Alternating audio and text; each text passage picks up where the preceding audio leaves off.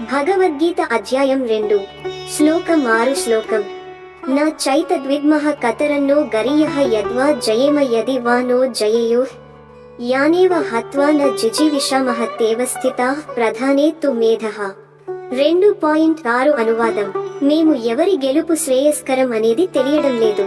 మేమే గెలుచుకుంటామో లేక వారు మమ్మల్ని గెలిచి పడగొడతారో తెలియదు. వారిని చంపిన తరువాత బతకాలని మనసు లేని వాళ్లే ఇప్పుడు యుద్ధరంగంలో మా ఎదుట నిలబడి ఉన్నారు. భావార్థం ఈ శ్లోకంలో అర్జునుడు నిస్సహాయత, సందిగ్ధత స్థితిని బహిర్గతం చేస్తున్నాడు.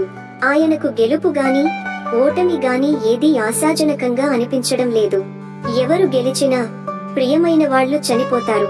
వారి మృతిపై స్థాపించే విజయాన్ని ఆయన గర్వంగా చూడలేకపోతున్నాడు.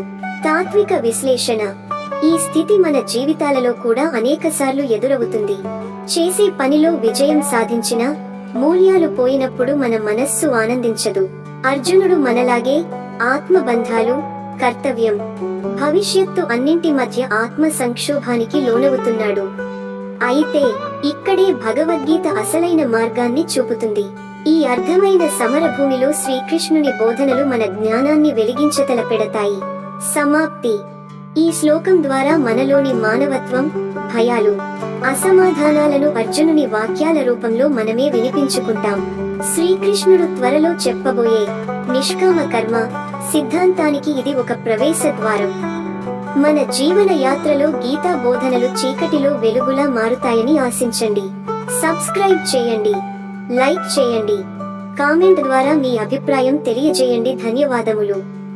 జై శ్రీకృష్ణ.